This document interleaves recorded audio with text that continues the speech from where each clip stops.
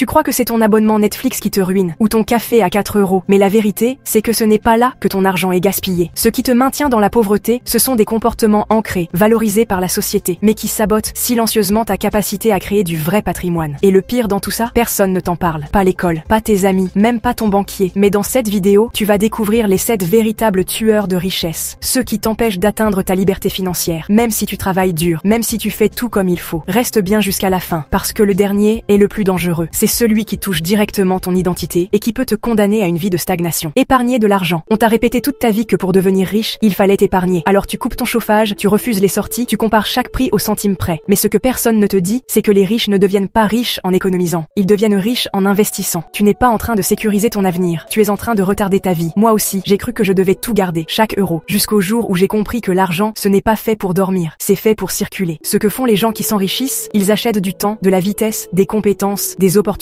Et toi, tu gardes ton argent figé par peur de te tromper. Mais laisse-moi te dire une chose, ne rien faire, c'est déjà une décision. Et souvent, c'est la pire. Épargner, c'est comme vouloir remplir un seau percé. Tu crois le protéger, mais tu perds tout ce que tu pourrais créer. Et le plus tragique dans tout ça, c'est que tu crois être prudent, alors que tu es juste figé par la peur. Mais attention, ce qui vient juste après est encore plus sournois, parce que tu crois que c'est une stratégie d'intelligence. Et pourtant, c'est l'une des plus grandes illusions qui maintiennent les gens pauvres toute leur vie. Diversifier trop tôt. Tu crois que lancer plusieurs projets en même temps, c'est une bonne idée, que tu vas te sécuriser au cas où un plan échoue. Mais en réalité, tu es juste en train de t'éparpiller, parce que tu as peur d'échouer vraiment. Je me souviens de ce mec que j'ai croisé lors d'une rando business. Il me parle de ses projets, de ses associés, de ses idées. Je lui demande son chiffre d'affaires. Il me répond 90 000. 90 000. Et il gère 3 business en même temps. Tu n'as même pas encore une entreprise rentable que tu veux déjà la multiplier. Tu n'as pas besoin de plus d'idées. Tu as besoin de concentration. Parce que la richesse ne vient pas de la dispersion. Elle vient de l'intensité. Et je te le dis franchement, si tu te reconnais là-dedans, tu es probablement en train de saboter ton avenir à coup de diversification. Si tu as déjà vécu ce genre de dilemme, partage-le en commentaire. Je te le demande parce qu'il y a sûrement des gens dans la même situation que toi qui vont lire ton message et qui auront besoin de se reconnaître pour ne pas faire la même erreur. Et surtout, reste bien concentré parce que le point suivant va t'énerver. Il ne parle ni de stratégie ni d'argent. Il parle de ton entourage et de comment certaines personnes, sans même s'en rendre compte, t'éteignent chaque jour un peu plus. Des amis qui n'évoluent. Il y a des gens que tu aimes, sincèrement. Ils t'ont vu grandir. Ils étaient là quand tu n'avais rien. Mais aujourd'hui, ils deviennent un frein. Moi, j'ai grandi dans une petite ville. Les gens étaient gentils, solidaires, rassurants. Mais dès que j'ai commencé à vouloir plus, à parler de croissance, de projets, d'ambition, leurs regards ont changé. Ce qui les faisait sourire avant les a rendus silencieux et parfois même moqueurs. Tu crois que tu es influencé par les 5 personnes que tu fréquentes le plus? Faux. Tu es influencé par les 5 personnes dont tu acceptes l'opinion. Fais une pause. Regarde tes objectifs de l'année, puis regarde autour de toi. Est-ce que les gens qui t'entourent ont déjà atteint ce que tu vises ou est-ce qu'ils te tirent vers le bas sans même le vouloir? Tu peux aimer des gens et décider de ne plus leur laisser le pouvoir d'éteindre ta lumière. Un ami à moi disait: je préfère 4 pièces de 1 euro que 100 pièces d'1 centime. Mieux vaut moins d'amis, mais des gens qui te tirent vers le haut que 100 relations superficielles qui t'empêchent d'évoluer. Et dans un instant, tu vas comprendre pourquoi cette dynamique est encore plus dangereuse quand elle se retourne contre toi-même. Parce que parfois, ce n'est pas ton entourage qui te ralentit, c'est toi-même. Tout faire soi-même. Un samedi matin, une connaissance devait gérer une urgence avec son associé. Il l'appelle. Il lui répond: je peux être là après ma lessive. Ce gars dirige une entreprise financée par des fonds. Il gère des millions, mais il ne peut pas déléguer une lessive à 12 euros. Tu veux savoir pourquoi tu n'avances pas? Parce que tu continues de faire des choses que tu devrais déjà avoir déléguées. Tu veux gagner plus? Commence par valoriser ton temps. Moi, j'ai vu mon père passer ses dimanches à tondre la pelouse de ses immeubles en location. Je lui ai demandé pourquoi il ne payait pas quelqu'un pour ça. Il m'a répondu: j'aime le faire. Sauf qu'à chaque fois qu'il poussait cette tondeuse, il perdait l'occasion de trouver un autre deal immobilier. Il ne comprenait pas que son temps avait une valeur. Et c'est exactement ce qui empêche la plupart des gens de progresser. Tu dois apprendre à acheter du temps, déléguer, automatiser, libérer ton cerveau. Et si cette vidéo t'apporte des déclics, mets un like tout de suite. Non pas pour flatter mon ego, mais pour signaler à YouTube que ce genre de contenu mérite d'être vu par d'autres qui, comme toi, sont en train d'étouffer sous leur to-do list. Parce que ce qui vient maintenant est encore plus pervers. Tu pourrais déléguer, tu pourrais avancer, mais tu n'oses pas. Parce que tu crois que ça ferait trop, que tu prendrais trop de place, que tu serais arrogant. Et ce piège-là, il est invisible mais il fait des ravages. L'humilité excessive. Tu ne veux pas passer pour prétentieux, tu ne veux pas déranger, tu ne veux pas faire trop. Alors tu fais l'erreur que j'ai faite pendant des années. Tu caches ce que tu construis, tu gardes tes rêves pour toi, tu bosses en silence. Tu te dis: quand j'aurai réussi, là je parlerai. Mais voilà le problème. Personne ne peut t'aider si personne ne sait ce que tu fais. Tu veux des clients, des opportunités, des rencontres? Il faut que les gens sachent qui tu es, ce que tu fais et pourquoi tu le fais. Ce n'est pas être arrogant, c'est être clair et audible. Tu veux choisir un agent immobilier. Tu en as 2 face à toi. L'un est discret, l'autre t'explique ses résultats, ses ventes, ses méthodes. Tu choisis qui? Exactement. Et maintenant, imagine tout ce que tu as déjà accompli. Même les petites choses, tu les étouffes, tu les minimises, tu les caches. Mais ce n'est pas de l'humilité, c'est de l'auto-sabotage. Et je vais te dire un truc dur. Tu ne seras jamais aidé à la hauteur de ce que tu caches. Et tu sais pourquoi? Parce que le vrai problème, ce n'est pas que tu es humble, c'est que tu ne te sens pas pas légitime. Et c'est là qu'on touche à l'un des tueurs de richesse les plus puissants, celui qui te fait rester silencieux, celui qui t'empêche même de demander ce que tu mérites. La faible estime de soi. Je connais un gars brillant. Chaque fois qu'il entre dans une pièce, il apporte de la valeur. Mais tu sais ce qu'il ne fait jamais? Il ne demande rien en retour. Il ne propose pas de partenariat. Il ne négocie pas sa place. Il ne pose pas ses conditions. Pourquoi? Parce qu'il ne croit pas qu'il le mérite. Et c'est là que la majorité échoue. Pas à cause d'un manque de compétences, mais à cause d'un sentiment d'indignité. Tu veux connaître ta vraie valeur? Fais l'exercice maintenant. Imagine qu'on prenne tout ce que tu sais, tout ce que tu as vécu, toutes tes expériences, ton réseau, tes compétences, et qu'on les mette dans une boîte. Combien vaudrait cette boîte? 100 000 euros? 500 000? 1 million? Ce chiffre, c'est ta valeur. Et dans 90% des cas, tu sous-factures ta vie. Alors je veux que tu crées une liste d'accomplissements, une liste de tout ce que tu as déjà accompli, même les choses que tu trouves banales. Le jour où tu doutes, le jour où tu te sens petit, tu la relis et tu te rappelles tout ce que tu as déjà surmonté. Et si tu es encore là, c'est que tu sais que tu mérites mieux. Alors abonne-toi maintenant, pas pour suivre une chaîne, mais pour t'envoyer un signal clair à toi-même. Un signal qui dit « Je prends ma valeur au sérieux » et prépare-toi, parce que le dernier tueur de richesse est celui qui te touche quand tu as enfin un peu réussi et que tu risques de tout gâcher sans t'en rendre compte. La peur de perdre, tu as enfin commencé à gagner un peu et bizarrement, c'est là que tu ralentis. Tu ne veux plus oser, tu ne veux plus prendre de risques parce que maintenant, tu as quelque chose à perdre. Je l'ai vécu, j'ai perdu 300 000 euros en investissant mal dans mes débuts et pendant des mois, je me suis réveillée avec la honte dans le ventre. Je me disais, j'ai tout gâché. Mais tu sais ce que j'ai compris? Ceux qui gagnent sur le long terme sont ceux qui acceptent de perdre pour apprendre à gagner. La plupart des gens jouent pour ne pas perdre. Mais les vrais bâtisseurs jouent pour créer. Tu veux faire 100 000 euros? Tu dois risquer 10 000. Tu veux faire 1 million? Il faudra être capable de mettre 100 000 en jeu. Ce n'est jamais une question de montant. C'est une question de courage. Le monde appartient à ceux qui prennent des décisions courageuses. Et souvent, ces décisions ne sont pas rationnelles. Elles viennent d'un endroit plus profond. Un endroit que seuls ceux qui ont faim peuvent ressentir. Alors pose-toi cette question maintenant. Est-ce que tu vis pour protéger ce que tu as ou pour construire ce que tu veux vraiment? Parce qu'à un moment, il faudra choisir. Et ce choix-là fera toute la différence entre une vie en sécurité et une vie de liberté. Tu sais maintenant que ce ne sont pas les mauvaises dépenses qui ruinent ta vie financière, mais des pièges invisibles logés dans tes habitudes, tes relations, ta perception de toi-même. Tu veux avancer? Tu veux sortir de ces chaînes? Alors partage cette vidéo autour de toi. Pas pour moi, mais parce qu'il y a forcément quelqu'un que tu aimes et qui est en train de se faire détruire financièrement, sans même le savoir. Si tu veux commencer à investir intelligemment, clique sur le lien en description pour récupérer ton action gratuite.